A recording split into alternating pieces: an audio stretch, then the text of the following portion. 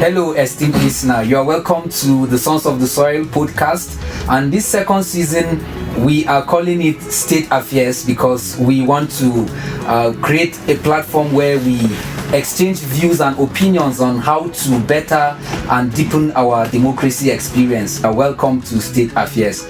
And today we'll be discussing on how we can leverage technology and ICT to better the governance process in this country. And right in the studio we have Mr. Joe Ramadan. He's one of the tech experts and he's been doing a lot of stuff. So let me just give you a brief about him. Mr. Joe Ramadan is the advisor of Afen Blockchain Group.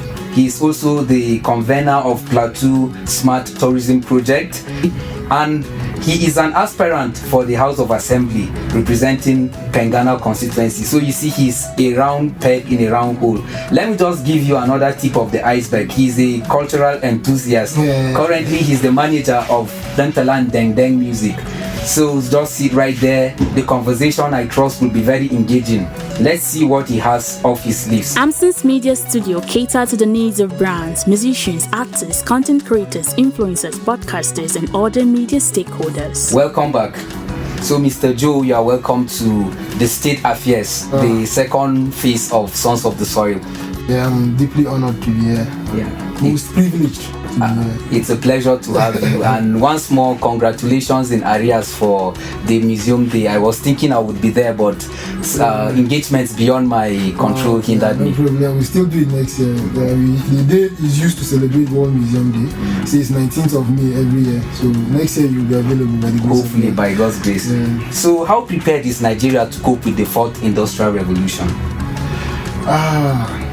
Now, there is this popular saying that when you are training a child, you tell him, you said, preparation meets, or success meets preparation. Yeah, it's when you are prepared that you can actually achieve a certain goal in your life. I don't think, I would say we are fully prepared for fourth industrial revolution due to some challenges, but I think we are already in the roadmap. We are already moving towards the fourth industrial revolution, but we are not fully prepared based on infrastructure and also other challenges that we have as a nation. But the awareness, we are getting very, very close, and already there are people that are already in it. But I think a large number of people are still not aware of fourth industrial revolution here in Nigeria. So more sensitization first, even before the adoption. So because I wanted to ask you a follow-up question, what must we do to catch up with this phase of human civilization? What we just need to do is just to think outside the box. We need to do three things. I would say we need to unlearn, we need to learn, and we need to relearn. Or we need to reskill and upskill, because the current educational structure or the current system that we have for education in this country, it is not that compliance with the fourth industrial revolution. So you need to reskill, and by reskilling you now understand that the opportunity in the fourth industrial revolution is limitless. When you're talking about reskilling, it means there needs to be a deliberate policy now from government. So we now have agencies like NIDA, and at the national level, then Plateau ICT Development Agency, PICTA here on the Plateau. Do you think the policies are enough to drive the process for now? No, they are trying, but the policies is not enough. It's not enough because it must have a political will. It's not policies, politics is not just government sitting down to say, this is the policy I'm going to make. It has to have human face. And who are the people that are bringing the policies? Now the question is that, who are the people, who are the legislatures that we have that they are going to legislate on policies that it can be passed by the executive, so that it can actually bring achievement or success in our tech system. So you are creating an advocacy now for people who are tech savvy to go into politics and governance. Well, that's really nice. But so far, the little infrastructure that we have on ground, to what extent is it benefiting the citizenry and the system of governance so far? Okay, Currently now, let me just speak about what the policies that NIDA has. NIDA has a policy. First, they are trying to generate a sincere database of almost everyone. Let's say with the NIN, it's all part of the policy statement of the government. First is to generate database, which we believe that NIDA is doing that with the issue of NIN, blockage of SIM. For us, we believe that that's the way out. On the Plateau, I am aware of how Plateau State is the first, you understand, to go into open governance, which basically means is that it is like putting government for the general public, you understand, to see what is happening, you understand, to see everything about the governance, calling CSO, calling different societies and organizations to be able to have a say in governance. So they have achieved that through tech, you understand. Then secondly, they have what is called the Code Plateau, which currently is also a policy by the government, you understand, to be able to reduce, create more sensitivity about the fourth industrial revolution. And I think so far, by now, they must have trained more than 500 youth, you understand, about tech, which is the Code Plateau project that took them. So apart from that, I think we need to do more. We are still lagging behind. Yeah, with all these efforts that the government is doing, you understand, we are still lagging behind. But the good thing about it is that at least they are reasoning towards it. So it's just for us in the private sector to actually amplify it. Yeah, so it's an encompassing drive. Both the private sector and the government needs to really put their hands on deck. All right, listener, just stay right here.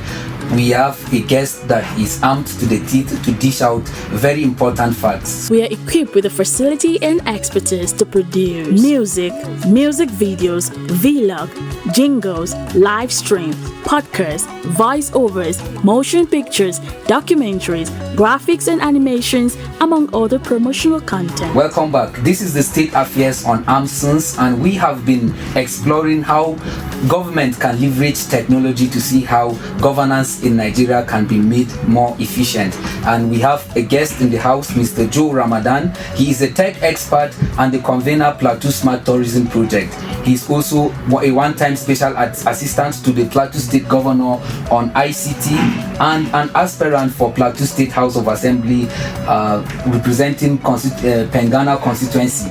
Did I get it correct? Yeah, Pengana Constituency. Okay, because I know Basa has 2 constituencies. The good people of Pengana Constituency. Okay, the good people of Pengana Constituency. All right, so he has been sharing ideas on how we can achieve this feat in our human civilization.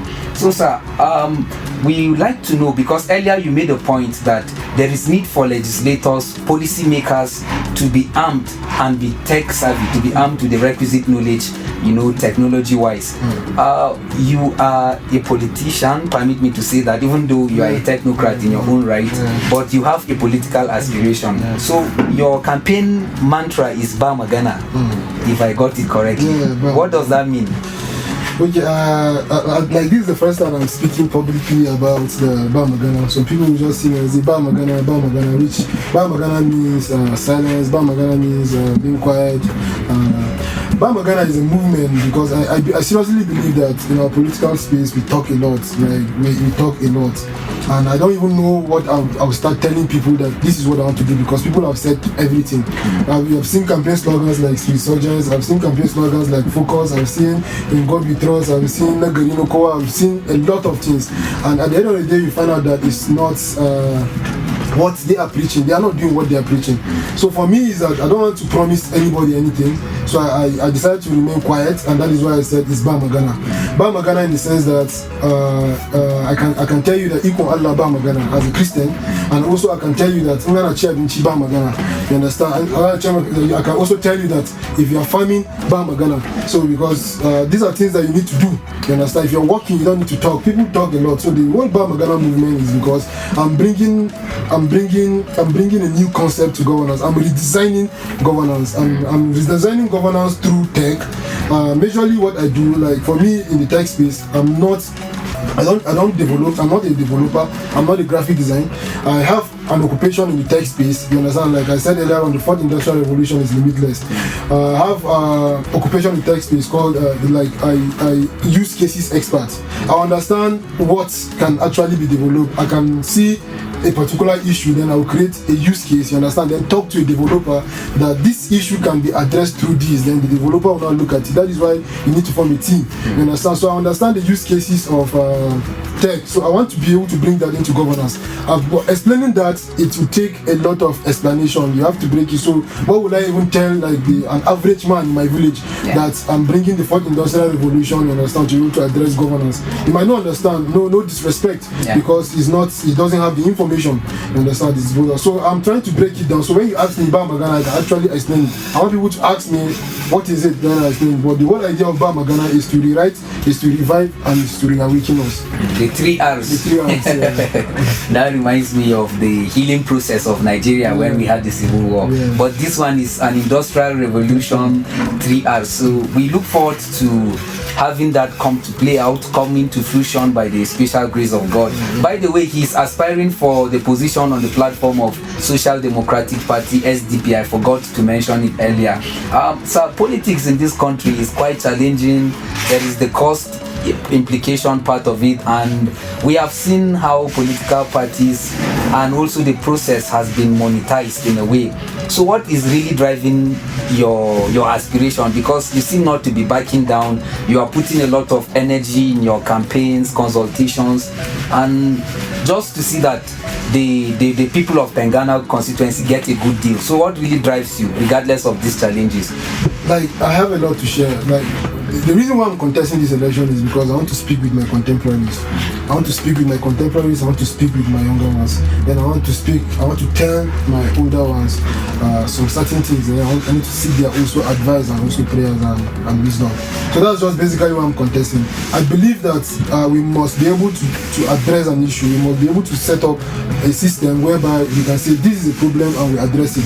So first thing first is that even my process, my campaign alone is me achieving what I want to do. You understand? Is by saying this is what I want to do, this is what we can all do, this is how we can do it, and this is how we can achieve it. So all these things, that's the reason why I decided to say it's time for people like us to be able to share our knowledge. So basically I'm contesting to be able to share my knowledge. I'm not going there for anything, but I'm going there to share my knowledge because I believe I have a lot to offer, and that is the reason why I'm contesting. Okay, so let me just take you up on that. You have a lot to offer. So can you just give us a tip of the iceberg? What should the Pengana people be expecting from Magana movement if it pulls through in 2023? Okay, now let me give a typical example. I was opportune to travel to Rwanda for a cultural event, or a tour, a 1-week tour.